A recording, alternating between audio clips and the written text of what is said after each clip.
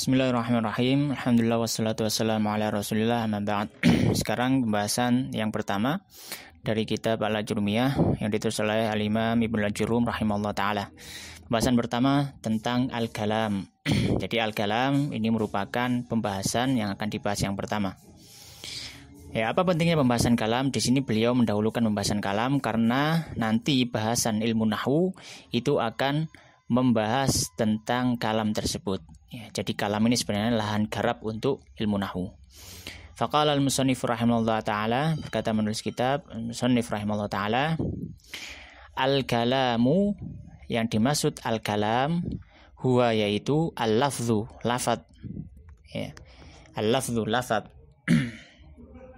Al-murakkabu, yang murakkab, al-mufidu, yang berfaedah, bil wad'i, dengan bahasa Arab. Ya, maka kita jelaskan satu persatu. Yang pertama, al-lafzu. Apa yang dimaksud lafzu? Lafzu itu adalah suara yang tersusun dari huruf hijaiyah. Maka tidak termasuk kalam suara-suara yang tidak tersusun dari huruf hijaiyah. Misalkan suara kambing, suara pukulan, dan lain sebagainya. Yang kedua, al-murakkab. Apa yang dimaksud murakkab? Yang tersusun, kata yang tersusun dari dua kata atau lebih.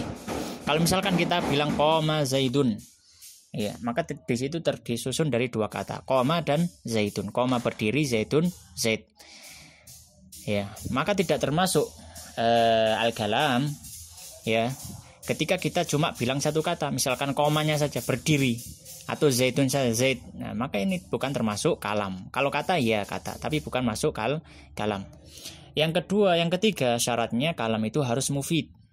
Mufid itu artinya membuat lawan bicara faham.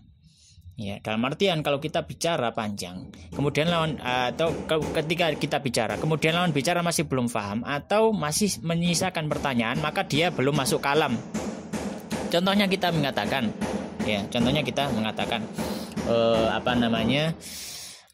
al-baitu, al-jamilu, al-kabiru, rumah yang indah, yang bersih itu. Nah, itu masih menyisakan pertanyaan. Kenapa memang rumah yang indah dan yang besar itu, gitu kan? Ada pertanyaan tersisa, ya.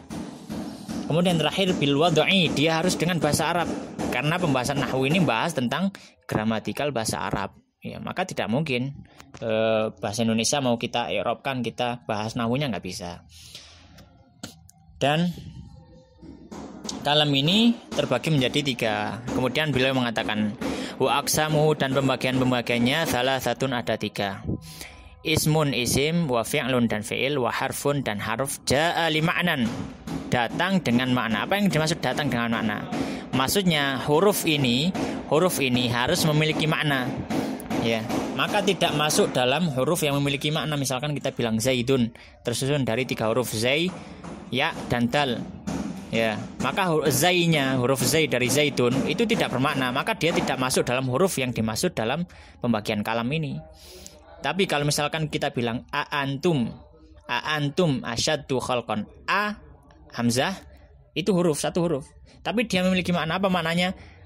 Apakah? Nah, maka dia memiliki makna. Kemudian beliau mengatakan fal ismu yu'rafu, maka isim yu'rafu diketahui bil khafdi, dengan khafat. Ya, dengan khafat maksudnya adalah huruf khafat. Nanti dijelaskan. Wa tanwin dan tanwin, wa dukhulil alif wal lam, dan masuknya alif dan lam. Wa huruful khafdiyah, yang khafat tadi bil khafat, dengan khafat. Itu maksudnya huruf khafat. Kalau ada kata yang sebelumnya didahului dengan huruf khafat, salah satu dari huruf khafat ini, maka dia isim. Wa huruful khafdi, dan huruf khafat, ya. Wa huruful khafdi, dan huruf khafat adalah waya, yaitu min, dari ila, ke wa'an, dan dari wa'ala dan ala, di atas fi, dan fi di atau di dalam, waruba dan terkadang atau seringkali, wal ba dan ba maksudnya di sini bi, gitu ya, bi, wal kaf dan kaf, yaitu k.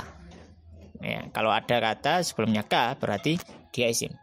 Wal lam dan lam di sini maksudnya li. Ya, kalau kata sebelumnya li maka dia isim. Wa hurufil qasami dan huruf-huruf qasam. Ya, jadi isim bisa diketahui dari apa saja? Dari 4. Khafat, huruf khafat, atau tanwin atau alif lam atau hurufil qasam atau huruf qasam. Huruf qasam artinya huruf sumpah. Maka huruf-huruf ini semua berarti demi. Wahia yaitu al-wawu wa wallahi demi Allah. Wal ba yaitu bi billahi demi Allah. Wa ta dan ta tallahi demi Allah.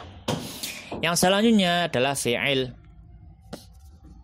Selanjutnya adalah fi'il. Maka fi'il bisa diketahui. Wal fi'lu dan fi'il yu'rafu atau kata kerja kalau dalam bahasa Arab. Wal fi'lu fi'il yu'rafu diketahui biqad dengan qad, sebelumnya ada qad, ada kata qad yaitu sesungguhnya.